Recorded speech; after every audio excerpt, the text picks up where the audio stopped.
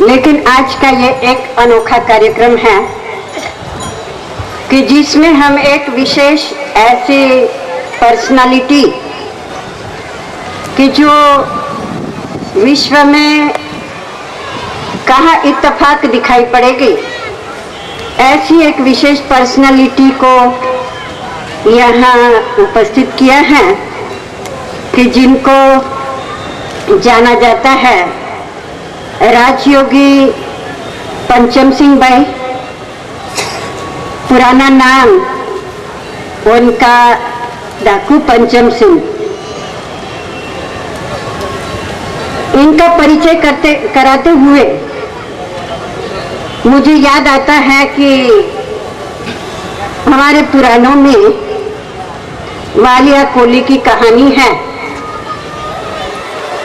कि वालिया कोली जो कि लुटारू था, लोगों को तंग करता था, उसके मुख पर कभी राम का नाम नहीं आता था। उसको जब राम का नाम लेने के लिए कहा तो वो ले नहीं सकता था। उसे सिखाया गया, जैसे उसके जीवन का सिद्धांत था मरना और मारना, उसे सिखाया गया तुम मरा मरा बोलो, और मरा मरा करते करते राम अक्षर उसके मुख से निकलता गया। और किस प्रकार से वो वालिया कोली वाल्मीकि ऋषि कहलाए, उसी प्रकार से आज हमारे सामने एक ऐसी ही व्यक्ति है पंचम सिंह जी भाई, जो कि अपने डकौती की जीवन का अनुभव भी यहाँ शेयर करेंगे और राजयोगी जीवन को भी एक प्रत्यक्ष रूप में वर्णन करेंगे कि किस प्रकार से ईश्वरीय विश्वविद्यालय के ज्ञान राजयोग के शिक्षण के आधार पर उन्होंने अपने जीवन में परिवर्तन लाया है। जीवन का परिवर्तन, संस्कारों का परिवर्तन, ये सिर्फ हमारे एक दृढ़ निश्चय और संकल्प के ऊपर रहता है। कहा जाता है कि जो करना है अगर मन पर लेकर के व्यक्ति करेगा तो क्या नहीं कर सकता है। तो वैसे ही ये एक उदाहरण हमारे सामने है कि जिन्होंने अपने संस्कारों को परिवर्तन किस प्रकार से किया है। अगर थोड़े में उनका परिचय दे दूं तो पंचम सिंह जी दस्यु सम्राट के रूप में प्रचलित थे, अर्थात डकौती के जीवन में वो एक ऐसा उस संसार के राजा थे, सम्राट थे।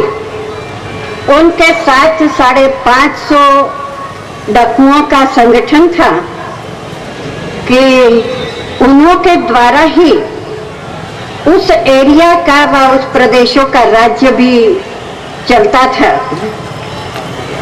छोटे से एक सिंहपुरा गांव मध्य प्रदेश के अंदर उनका जन्म हुआ और बाद में फिर लाहौर गांव में उन्होंने चौथी तक की शिक्षाएं प्राप्त करके फिर किस प्रकार से अपना जीवन बनाया है वो उनके ही मुख से हम सुनेंगे। लेकिन चंबल की घाटियों में उन्होंने 14 वर्ष तक डकौती का जो रोल प्ले किया है वो भी एक बड़ा महत्वपूर्ण रहा। वर्तमान में राष्ट्रीय एकता परिषद के संगठन मंत्री हैं। विश्व प्रसिद्ध इंदिरा गांधी जी, विनोबा भावे, लोकनायक जयप्रकाश नारायण जी राष्ट्रीय एकता परिषद के राष्ट्रीय अध्यक्ष व राष्ट्र संघ के सदस्य शोभाराम जी ने इनके साथ नजदीक के संबंध में वार्तालाप भी किए हैं, पत्र व्यवहार भी किए हैं। भारत के मीडिया और न्यूज़ चैनलों के साथ भी इनों का काफ़ी संपर्क रहा है और टीवी चैनल्स पर भी इनों के प्रवचन या प्रोग्राम्स आते रहते हैं। ब्रह्मा कुमारी ईश्वरीय विश्वविद्यालय के एक प्रसिद्ध मैसेंजर व संदेश वाहक के रूप में वर्तमान में वो भारत भ्रमण कर रहे हैं, भिन्न भिन्न शहरों में जाकर के वो अपनी सेवाएं दे रहे हैं। इस प्रकार से उनके जीवन का जो परिवर्तन है उनके ही शब्दों में हम सुनेंगे, ज्यादा ही अच्छा रहेगा। परंतु हमें ये गर्व है कि इस ईश्वरीय विश्वविद्यालय में जो संस्कार परिवर्तन का कार्य हो रहा है, संसार के परिवर्तन का कार्य हो रहा है, ये संसार परिवर्तन किस प्रकार से हो सकता है, ये एक प्रत्यक्ष उदाहरण हमारे सामने है और ये एक गर्व की बात है ईश्वरीय विश्वविद्यालय के लिए कि ऐसी व्यक्तियों को हम आज सभी के सामने प्रत्यक्ष कर सकते हैं। तो उनके ही मुख से उनकी ही गाथा हम सुनेंगे। ओम शांति। डाकू इस प्रकार के नहीं होते हैं। फिल्म में डाकुओं की जरा भी सत्य कहानी नहीं है। किसी डाकुओं के पास घोड़ा नहीं होते। फिल्म में देखते हो कि घोड़ा दिखाई देते हैं, किसी डाकू के पास घोड़ा नहीं होते। किसी ने सुना है, अखबारों में पढ़ा है कि डाकुओं से गोली चली, घोड़ा मारा गया, सुना किसी ने? जब होते ही नहीं तो कहां से मारे जाएंगे। आज मेरी उम्र करीबन 82 वर्ष की होने जा रही है और 82 वर्ष की उम्र में जो मैंने अनुभव किया कि हर व्यक्ति को परिस्थितियां इस प्रकार से नचाती हैं जैसे बंदर को मदारी नचाता है। और परिस्थितियां किसी को नहीं छोड़ती हैं, चाहे ज्ञानी हो चाहे ध्यानी हो। तो मेरे सामने भी परिस्थिति आई जिसके कारण मुझे डाकू बनना पड़ा, क्योंकि घरवार तो सबको प्रिय होता है ना। तो चंबल घाटी में करीबन 100 वर्ष से डाकूगिरी चली आ रही थी। ग्राम सीमपुरा, जिला भिंड, मध्य प्रदेश में हमारा जन्म हुआ। जमींदार घराना था। पृथ्वीराज चौहान के वंश में हमने जन्म लिया और 4 क्लास हमने पढ़ाई की। 14 वर्ष की उम्र में हमारी शादी हो गई थी। देखो परिस्थितियां कहां से कहां इंसान को ले जाती हैं। तो सन 58 में मेरे गांव में एक पंचायत का चुनाव हुआ था। उस समय मेरी उम्र करीबन 27 वर्ष की थी। चुनाव के कारण मेरे गांव में 2 पार्टी हो गई। एक दिन दूसरी पार्टी के लोगों ने मुझे इतना मारा पीटा कि जीने की आशा न रही। बाद में पिताजी आए, बैलगाड़ी में रखकर थाने में ले गए, रिपोर्ट की। 20 दिन हम अस्पताल में रहे। ठीक होके अपने गांव में आए तो मेरे अंदर एक बदला लेने की भावना जागृत हुई और बदले की भावना को लेकर हम चम्बल घाटी में डाकू मोहन सिंह से मिला और मान सिंह बाबा से। उन्होंने मुझे अपने साथ में रख लिया। 12 लोगों को लेकर अपने गांव में गए। 5 लोगों को गोली से मार दिया, डाकू बन गए। डाकू बन गए तो पकड़ डकैती करना हमारा धंधा बन गया और हम 5 से 50 डाकुओं का एक गिरोह था। 10 शाम वसूल करते थे बस वालों से, ट्रक वालों से, जमींदारों से। जो राजी से देते थे तो ठीक, नहीं को राजी से लेते थे। ये हमारा धंधा था। जैसे 1 लाख रुपया आया, 10 हिस्सा समाज कल्याण के लिए भी हम निकालते थे। गरीबों की लड़कियों की शादी करना, मंदिर बनवाना, स्कूल खोलना, जग भागवत करना, ये भी करते थे। और हम लोग बिना प्रयास किसी को नहीं मारते थे, चाहे भले 2 करोड़ रुपया देता। उन्हीं लोगों को मारते थे जो हम लोगों के साथ धोखाधड़ी करते थे। पुलिस में जाके रिपोर्ट करते, गोली चलवाते, कई लोगों ने जहर भी दिया। तो इसी प्रकार से बदले की भावना से हम लोग मारते थे। सैकड़ों बार पुलिस से गोली चली, पुलिस के भी जवान मारे गए, हमारे भी जवान मारे गए। सभी के पास 303 सारा बंदूक थी। और चंबल घाटी में आज से 40 वर्ष पहले डाकुओं का बहुत बड़ा आतंक था। रेल भी जो है वारंट देके निकलती थी। आगरा जैसे शहर बंद हो जाते थे, सरकार भी हम ही बनाते थे। जिसका हम सपोर्ट करते थे उसकी सरकार बनती थी। आज से 40 वर्ष पहले की कहानी है, क्योंकि वो उनसे हमको, हमारे परिवार को मदद मिलती थी। हमारे परिवार के लोग जब पुलिस परेशान करती थी तो राजनीतिक नेताओं के परिवार में ही रहती थी। और सरकार ने हम 500 लोगों को मारने पकड़ने के लिए भी आज से 40 वर्ष पहले 2 करोड़ का इनाम भी रखा था। तो वैसे तो डाकू जीवन की बहुत बड़ी लंबी कहानी है, लेकिन डाकू जीवन में मैंने अनुभव किया, लोगों को ये रहता है कि पैसा अधिक हो तो शांति मिले, दूसरी तरफ रहता है कि बड़ा पद हो तो शांति मिले, और तीसरी तरफ रहता है कि भगवान की भक्ति करूं तो शांति मिले। तो लोटों पे सो करके देखा, तानाशाही करके देखा, और सबसे ज्यादा भक्ति डाकू लोग ज्यादा करते हैं। मेरा प्रैक्टिकल का अनुभव है। मेरा भी प्रतिदिन का नियम था 1 किलो घी का हवन करना, 2000 गायत्री मंत्र का जाप करना, अंगुली काट के खून चढ़ाना। अपने गांव में देवी का मंदिर बनवाया, वहां भी अखंड ज्योत जलवाते थे, स्कूल भी खोले। लेकिन ये सब कुछ करके देखा, लेकिन डाकू जीवन में शांति नहीं थी, नींद आराम हो जाती थी। तो डाकू जीवन में हमने 14 वर्ष का अनुभव किया कि डाकू जीवन में शांति नहीं थी।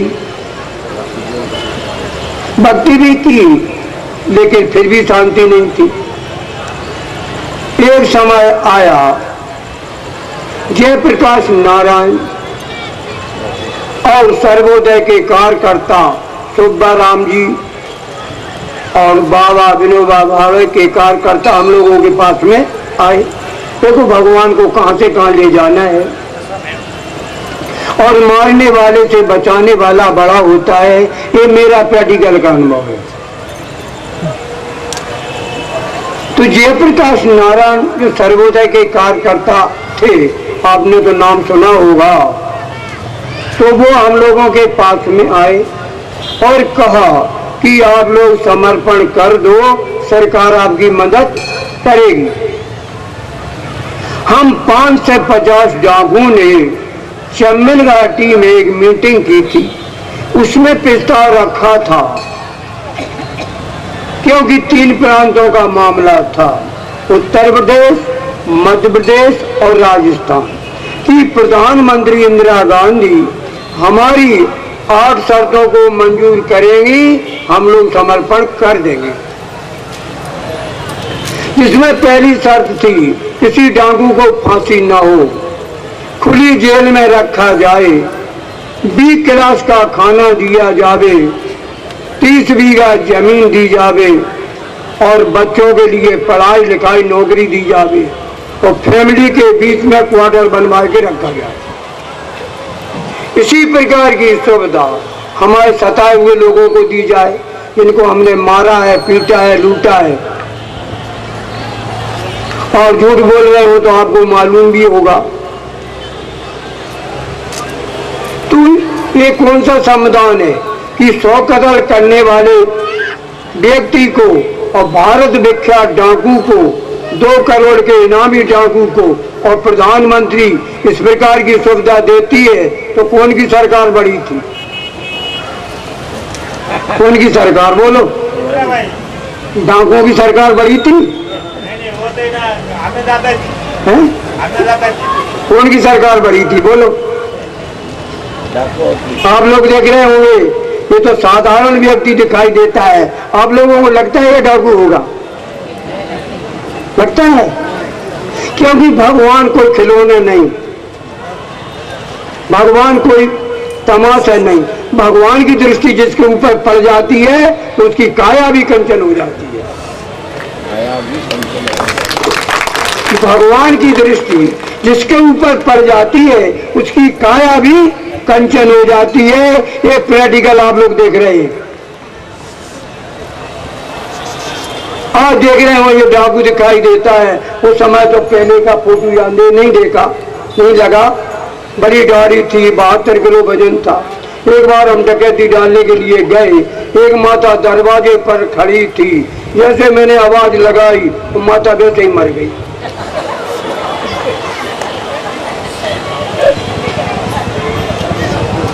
तो ये क्या है? भगवान को इस जीवन के द्वारा कोई समाज का कार्य कराना था। मारने वाले से बचाने वाला बड़ा होता है।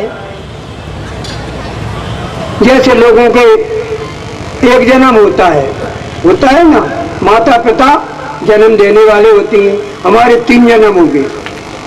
एक तो माता पिता ने जन्म दिया, दूसरा इंदिरा गांधी जयप्रकाश ने जन्म दिया, और तीसरा हमारी दादी ने जन्म दिया।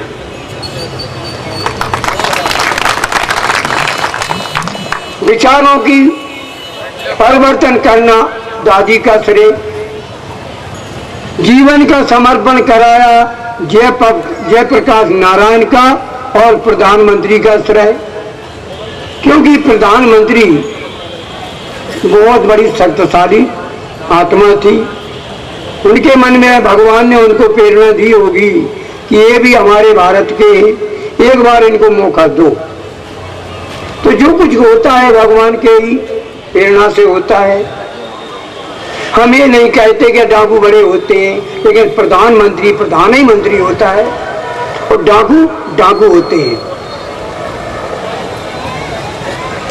इन शर्तों के आधार पर हम 550 डाकू ने सन 1972 में समर्पण किया था, और समर्पण की आवाज भारत में का सारे विश्व में गूंजी थी।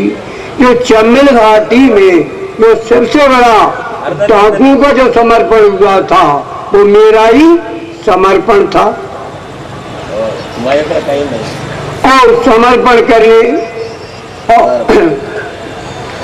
समर्पण के बाद हमारे ऊपर मुकदमा चले, जो अलग से स्पेशल कोर्ट बनवाई गई। मेरे ऊपर 100 मर्डर के आरोप थे, 2 से पकड़ डकैती के आरोप थे।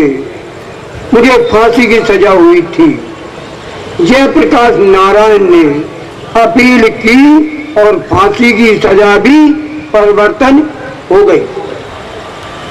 उनकी कमाल भगवान। केवल 2 लोगों को फांसी की सजा हुई थी, मुझे और मोहर सिंह को। इसके बाद हम लोगों को आजीवन कारावास की सजा सुनाई गई। इसके बाद हम लोगों को खुली जेल मंगौली मध्य प्रदेश में रखा। वहां पर ही जो हमारे विद्यालय के एक बहुत प्रमुख जगदीश भाई थे, उन्होंने इस विद्यालय की सारी जो है पुस्तकें लिखी। उनको प्रधानमंत्री इंदिरा गांधी ने बुलाया, आज से सन 77 की बात है, और कहा था कि हम आपकी संस्था को जब ही मानेंगे मेरे डाकुओं के जीवन को परिवर्तन करके दिखाएं। तो प्रधानमंत्री इंदिरा गांधी ने हमारी दीदी को घाटकोपर की नल्ली बहन जी, जगदीश भाई, बिमला बहन जी, महेंद्र भाई को वहाँ ठहरने की जगह दी थी, खाने पीने की व्यवस्था की गई थी और 3 वर्ष तक ही ब्रह्मा कुमारी विश्वविद्यालय की शिक्षाओं की 3 वर्ष तक खुली जेल मंगौली में क्लासें चली। इस विद्यालय की जो हमने शिक्षा को धारण किया उससे काफी हम लोगों में परिवर्तन आया। वही हमने ब्रह्मा बाबा का चित्र देखा था, या नहीं, विश्वविद्यालय का मुख्य फाउंडेशन। तब मैंने बहने से पूछा था ये सफेद वस्त्रधारी कौन है? इसने मुझे जंगलों में दर्शन दिए थे दिन के 12 बजे। और दर्शन कैसे हुए कि हम देवी माँ की बहुत पूजा करते थे।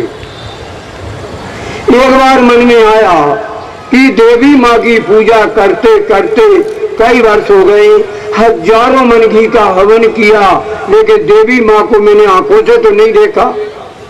एक बार मैंने चम्बल घाटी में सन 70 में प्रतिज्ञा की थी कि जब तक देवी माँ, दुर्गा माँ मुझे दर्शन नहीं देंगी तब तक अन्न पानी नहीं खाएंगे,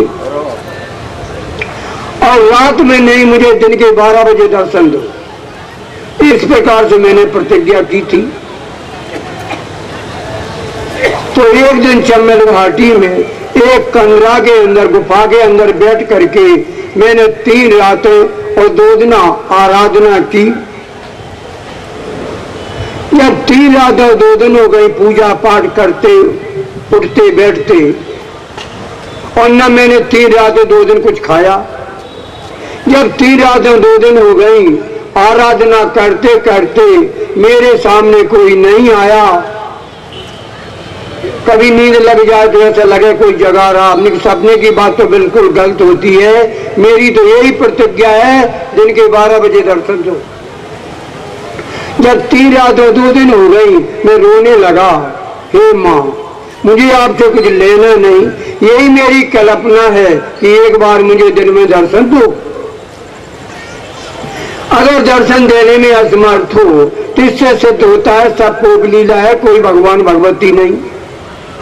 बाद में मुझे क्रोध आया, इतना क्रोध आया, वो मूर्ति थी वे तो पूरी मैंने पत्थर से सारा पूजा का सामान तोड़ दिया।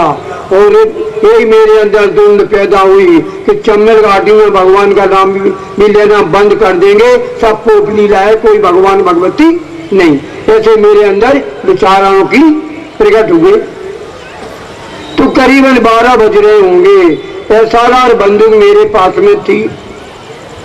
जब बंदूक लेकर के हम ऊपर पहाड़ी पे आए, कोई धुंध चल रहा था, वो मंदिर देख तोड़ेंगे, इज्जत करेंगे, बकरेंगे, साधुओं को मारेंगे, ये मेरे अंदर धुंध चल रहा था।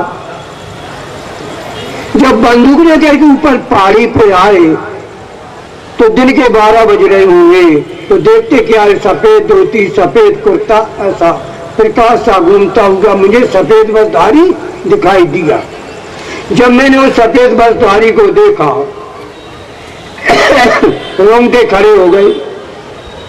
बुद्धि में आया कि स्थान का कोई सिद्ध होगा।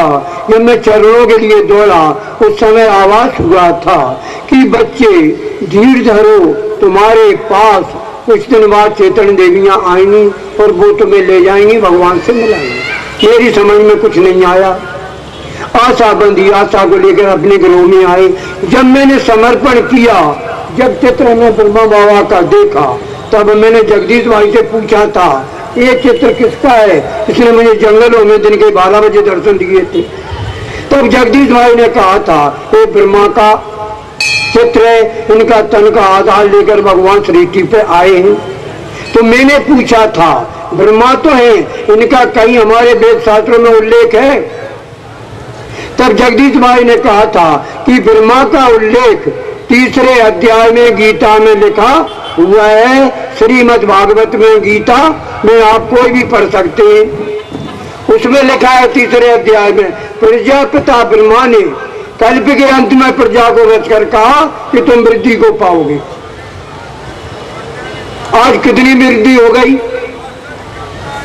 करीबन 15 लाख वृद्धि हो चुकी है। आज 75 वर्ष से ये विद्यालय कार्य कर रहा है और जिसमें 15 लाख लोगों की वृद्धि जीवन परिवर्तन हुए हैं। कोई योगी भी है और कोई सहयोगी भी है। ये भारत में भ्रमण करके हम देख रहे हैं। ये बहुत बड़ा झाड़ ब्रह्मकुमारी विद्यालय को बन चुका है।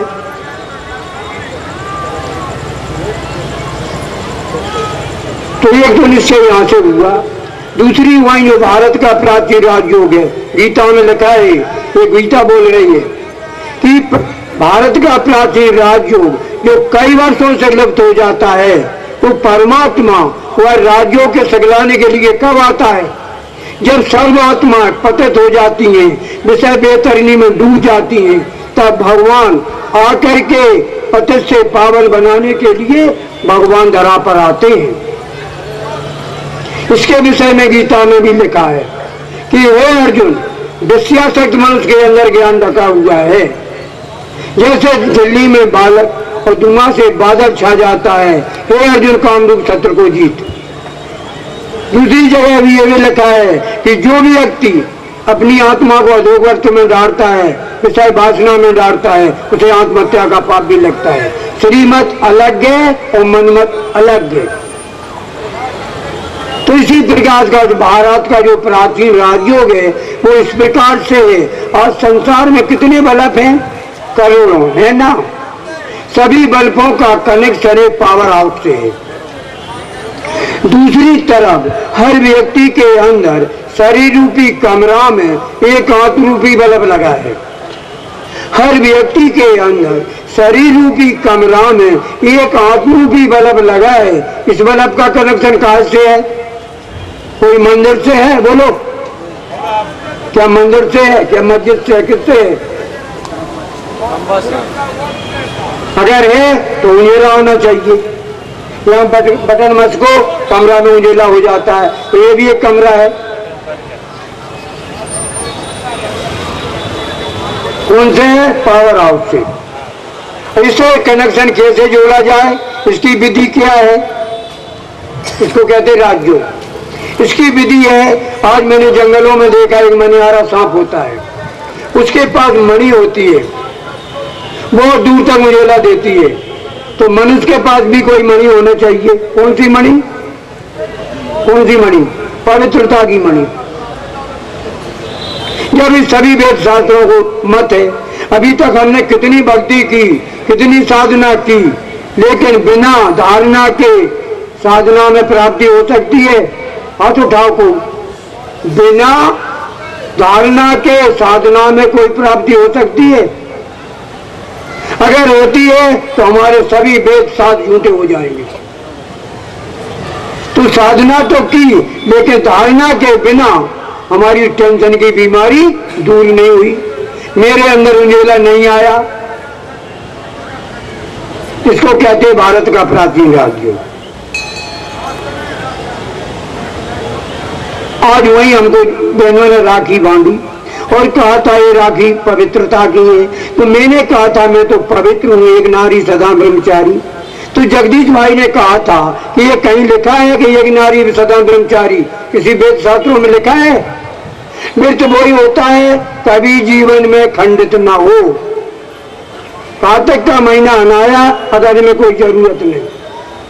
तो मैंने संकल्प किया था, आज करीबन 32 वर्ष होने जा रही है, कि बहन जी आज से मैं प्रतिज्ञा करता हूँ जीवन भर ब्रह्मचर्य का पालन करूंगा और शुद्ध अन्न का सेवन करूंगा और गीता ज्ञान का अध्ययन करूंगा। जब से हमने साधना के साथ धारणा अपनाई है, आज वर्तमान में हमसे पूछा जाए कि सिर में दर्द क्या होता है, टेंशन क्या होती है, अशांति क्या होती है, भय क्या होती है,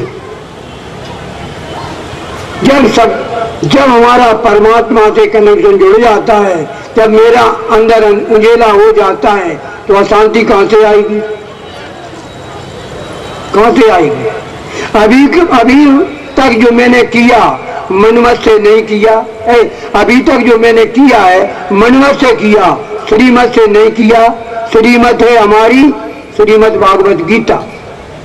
दान भी 3 प्रकार का है, रजोगुणी, तमोगुणी और सतोगुणी। अभी तक हमने दान दिया, कुपात्रों को दिया, पात्र को तो नहीं दिया। जो कुपात्र को दान करेंगे तो कुपात्र बनेंगे। भोजन भी 3 प्रकार का है, रजोगुणी, तमोगुणी, सतोगुणी। जैसा खाएंगे अन्न वैसा बनेगा मन। भक्ति भी 3 प्रकार की है, रजोगुणी, तमोगुणी, सतोगुणी। जो भक्ति मनमत से की जाती है वो तमोगुणी भक्ति कहलाती है। इसका उल्लेख गीता में लिखा हुआ है। जो श्रीमत के अनुसार भक्ति पूजा पाठ किया जाता है इसको कहते हैं सात्विक भक्ति। तो वहाँ इस विद्यालय की शिक्षाओं का इतना अच्छा प्रभाव पड़ा, 550 डाकू के विचार बदल गए तो सरकार ने 8 वर्ष में छोड़ दिया। दूसरी तरफ कोई भी आज अभी तक दोबारा डाकू नहीं बना। तीसरी तरफ जो फूलन देवी बनी, मलखान बने, हम लोगों ने उनको समर्पण कराया, उनको भी समाज में ज्ञान देकर के समाज में लाया। आज वर्तमान में देखा जाए तो चंबल घाटी में एक भी डाकू नहीं, जो 100 वर्ष से चले आ रहे थी। सरकार ने खूब प्रयास किया, करोड़ों रुपया खर्च किया, लेकिन वो समस्या सरकार नहीं कर पाई। वो ब्रह्मा कुमारी विश्वविद्यालय ने चंबल घाटी में डाकुओं की समस्या समाप्त की। इसका श्रेय हमारी ब्रह्मा कुमारी विश्वविद्यालय को है। जब इतना बड़ा कार्य इस विद्यालय ने करके दिखाया है, आज भारत विख्यात डाकू को आपके सामने लाया है, तो समाज का परिवर्तन नहीं कर पाएंगे। और इतनी तीव्र गति से परिवर्तन हो रहा है कि इसकी जो है बहुत बड़ा जाल बन गया है। अब आगे चल के तो क्रांति ही शांति लाएगी, क्योंकि आज इतना बड़ा पूरा वृक्ष बढ़ चुका है। जब तक इसका पतझड़ नहीं होगा तब तक डालियां नहीं निकलेगी। इसके लिए वेद शास्त्रों में भी लिखा है, वाल्मीकि रामायण में लिखा है कि अकाल पड़ेगा, दुकाल पड़ेगा, अन्न बिना सब लोग मरेंगे। एक महीना बाद देख लेना बहुत बड़ी गर्मी पड़ेगी, भूकंप आएगा, ये सब होना ही है। और 11-12 वर्ष के अंदर बहुत बड़ा तूफान आने वाला है। इसके लिए एक ही एक विधि है, भारत का प्राचीन राज्यों का जो अभ्यास करेंगे, जो आत्मा पतित से पावन बनेगी, भगवान उसकी रक्षा करेगा करेगा करेगा। तो इस विद्यालय के सदस्य होने के नाते हम 18 प्रांतों में भी गए। रोज इस प्रकार से हमारी रामलीला होती है।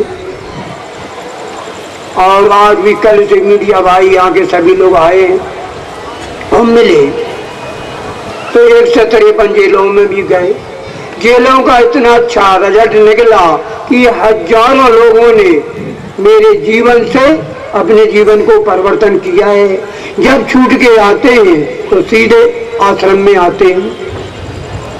तो इस प्रकार भगवान ने पहले नचाया कठपुतली की तरह जंगलों में, अब नचा रहा पूरे भारत में। हम तो एक कठपुतली है, नचाने वाला नचा रहा है और नाचने वाला नाच रहा है।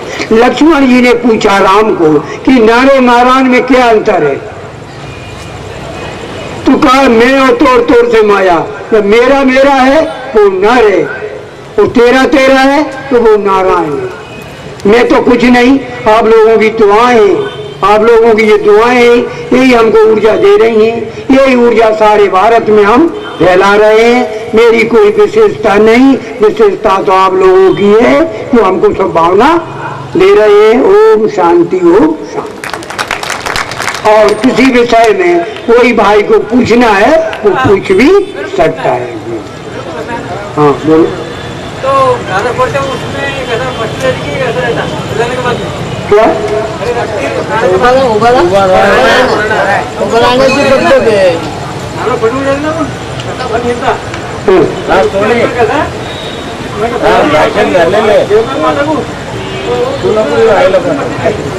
बोलो फिर कितना काम हो गया मैं सिकंदर हूँ बोलो क्या हमारी समझ में नहीं आई भाषा में। कोई बात नहीं ये जरा पास से अब ना हां मेरा फोन लो कितना मेरा फोन ले दूसरा ये मत जब पानी होते है तो वाले तो के बंदे कौन बोले तो जो को तुम जिनके बारे में बोल रहे थे वो मर गई थी क्या वो? विचार करो आपसे तो शक्ति उनकी ज्यादा थी ना। विचार करो आप ठीक है, जो भावना है उसको दोष नहीं है, भावना है। हाँ कोई बात नहीं, भावना है। क्यों भावना होती है तो उसको बुरा लगता है, लेकिन भावना है, इसमें कुछ नहीं।